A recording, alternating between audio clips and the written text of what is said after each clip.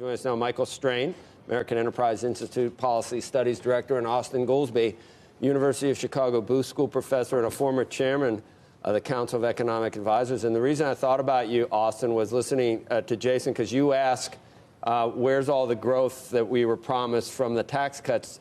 And I wonder if Jason answered that to you, that we saw it at 2.9% last year. Then the trade war with China that you didn't like at all. You don't like the tariffs. Maybe domestically it helped consumers and it helped unemployment, getting it down to 3.5%. But maybe the trade war dampened capital spending, which is what you were looking for, and that explains it. Or would you reverse the tax cuts? Would you do that if you would you advise the Democratic candidates to run on that, Austan, to reverse the tax reform? Yeah, some of them. You Look, would? I hope you're right, Joe. That would be a great Christmas present for us all. It's him. Jason, that's Jason's idea. I still owe you lunch or dinner or whatever, so I'm not going to. That's true. I'm not going to argue with you. You still haven't paid me. Yeah, but I'll still wish you a Merry Christmas. I don't know how I can buy you lunch in Chicago. I could give you my credit card number if you want to go to. You should. You should. I'll take that. All of the things I'll you've take done that to number me over the years. But look, you don't call me when you come back here. Anyway, so go ahead. If you look at investment's a negative number. I hope that's just from the tariffs. Now, the tariffs were a very large tax on the American consumer. That's who paid the tariffs. That's what the data show. So that the consumer has remained the strongest part of the economy, it makes it seem like maybe this wasn't about the tariffs, but it's at least a strength. We've got a kind of a weird two economies. The manufacturing, business investment, and if you look at the growth rate, those all look weak. If you look at the job market, you look at the consumer, those look quite strong. And so the story of 2020 is going to be this thing of which of those two economies is going to prevail. And whether the market is up on the Fed or up, out over its skis, the stock market I'm talking about. Do you agree with that, Michael? I agree with a little bit of it. I mean, I think the consumer's obviously holding up this expansion and is remarkably strong, and I obviously agree that investment is weak. I think the tariffs hit the consumer for sure. Austin's right about that. It's a tax increase on consumers. But the tariffs also hit businesses because of the uncertainty that has been created about the future of trade policy, and that has had a major dampening effect on business investment. I think Jason may be a little too sanguine about that. I don't see how President Trump can credibly signal to businesses what the future course of the trade war is going to be. One week we think that the tensions have all eased. The next week the president goes and wants to tax imports from France. I think it's just very difficult to know.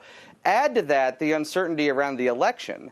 Depending on who wins in November, the future course of trade policy and of the trade war and of globalization is going to look a lot different. So, I expect business investment to be kind of weak for some time to come here, even if the consumer continues to keep this expansion going. I might Those are both important I might take points. a little bit of an issue with that because, frankly, I think one of the few places where Democrats and Republicans are on the same page is with regard to China. And I think, candidly, the Democrats, in terms of what they're focusing on, are probably more anti-China than the Republicans, and in my opinion, justifiably so.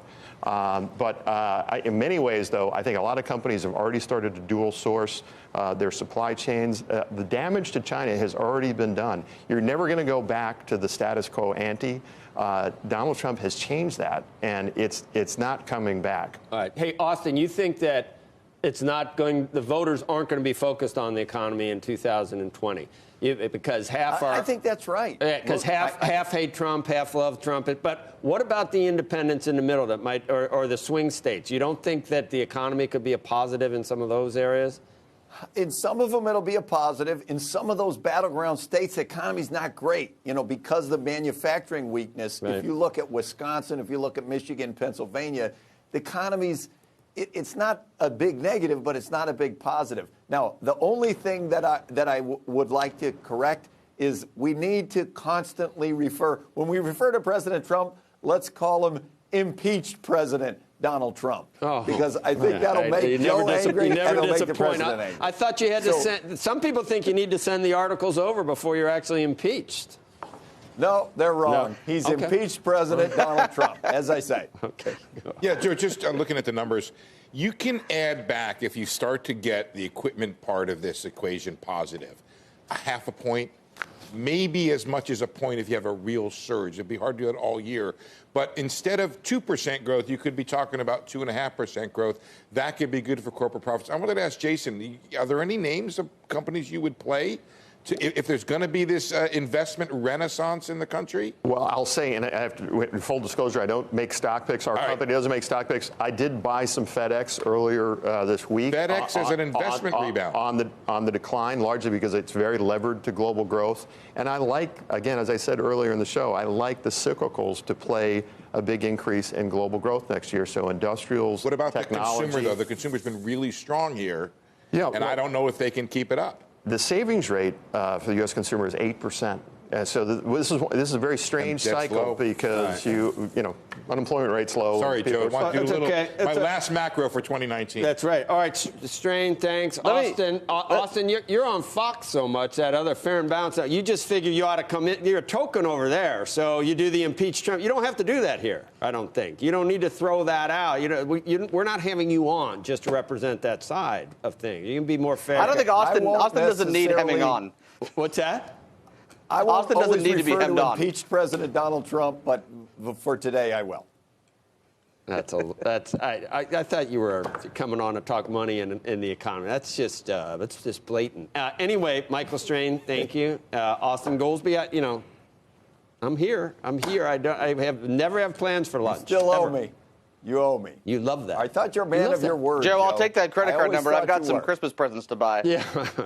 Okay. That'll be maxed out, right? All right. Maybe a gift card, Michael. Maybe a gift card.